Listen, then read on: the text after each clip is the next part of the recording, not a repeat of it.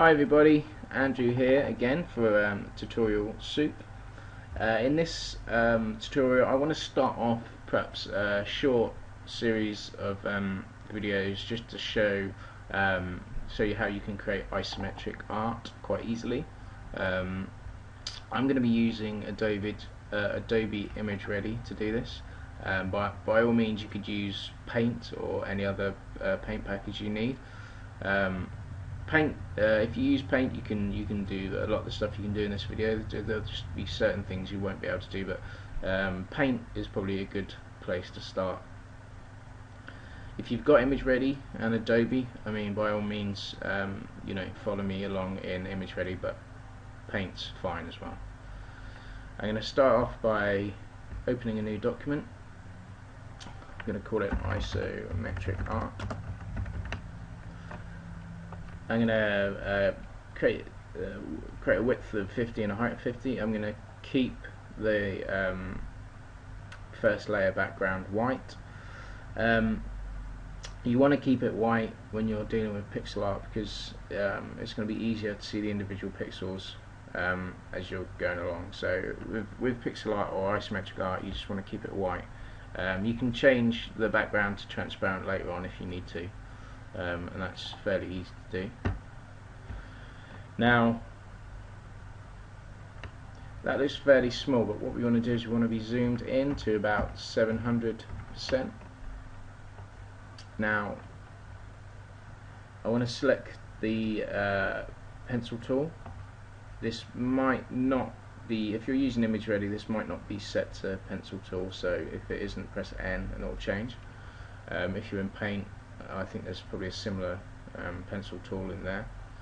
Now, as you can see, all the individual pixels are quite well defined, so it's quite easy to make out each individual pixels as you go along. In fact, I'm going to zoom in one more time so it's a little bit bigger. There we go. So you can see it's quite easy to see the individual pixels. Nifty little shortcut if you're in ImageReady, if you press and hold Alt, it changes to the eyedropper, so you can then say click on the background and then you can use that as an eraser. Now the rule when actually first I want to show you something else. If you're doing a big scene, it may not matter if you're doing small objects, single objects, but if you're doing a bigger scene, you can open. If I go into Window and Documents, and I can open up a new window, which will be the same as this. So if I draw in this one, it will be reflected in the other one. But what I can do is I can have this window at a normal size. Obviously if this is a bigger scene, this will make more sense, but as I draw on here, you will see it at the normal size in the other window, so that might help you if you're doing larger scenes. So I'm just going to leave it up there, and I'm going to zoom in a little bit more with that one. So by the way, also your best friend when you're creating any kind of art, or maybe pixel art as well, is the undo button as you go along. So if you make a mistake, it's the undo button's your best friend. Now I want to show you the rule when you're creating pixel art, and that rule is 2 pixels across and 1 pixel up. So 2 pixels across and 1 pixel up. So if you keep to this rule, your pixel art will look accurate, and obviously you reflect that. If you're going down screen, it's 1 pixel down and 2 across, so 1 pixel down. I'm going to create an isometric square.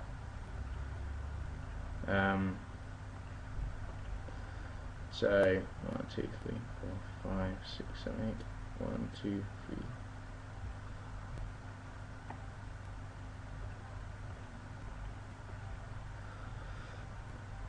3. And 1 up again and 2 across, 1 up again, 2 across. I mean, if you keep to 1 up and 2 across, there's my first mistake. My cursor is playing silly buggers.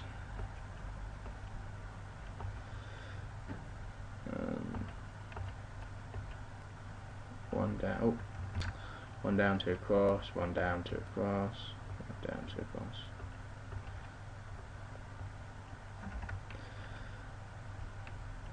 So it's pretty cool. You can see you're getting a nice isometric shape, and there you go. There's our isometric square. It's going to be quite easy to make that look 3D. All we need to do is we can create a new layer and call this bottom, spell properly, bottom cube. So I'm also going to just name this layer as well quickly. I'm going to rename this top cube. Now what I want to do is I want to copy the top of the cube and then click on the bottom cube layer and paste it. If it lets me. So I pasted it, but it was underneath the first layer, so that's why it didn't show. What I've done is I've just moved the bottom cube above the top cube in the layer, just so that we can see it on here. I'm just going to merge those two layers so they become one layer. Now if we join these two up, another handy little tool is if you click down and hold shift, it will just let you do a straight line on the y-axis, and also go straight down the middle. Now if we get rid of all this here, get rid of these unwanted pixels, and there you have your cube. Now as you can see in the normal view, it looks pretty much the same, and I mean that will scale pretty successfully as well. You can also just colour in the size, different colours. Do a darker colour for this side, maybe lighter colour for this side. Actually, let's keep it within the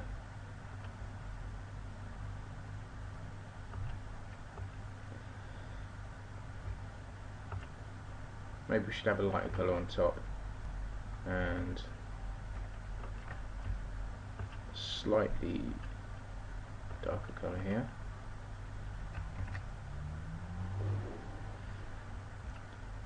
And what you could do, if you wanted to, you could add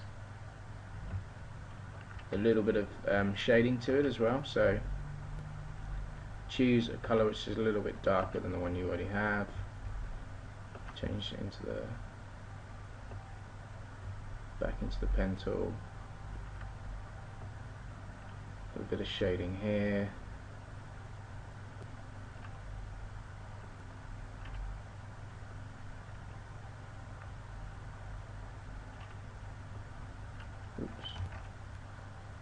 mean, you can muck about with these and just kind of do whatever you want. I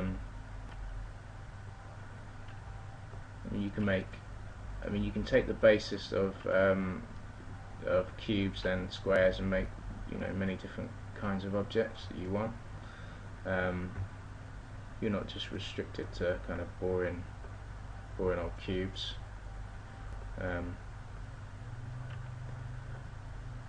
So you could create, you know, building structures or whatever. What I want to do quickly is, as well, is to give it a bit more sense of some kind of light source. I'm going to make this top front row of pixels, I'm going to make them white. So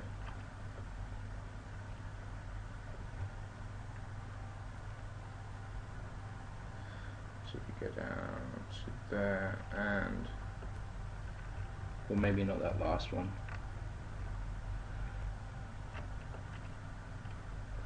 And then these ones along here.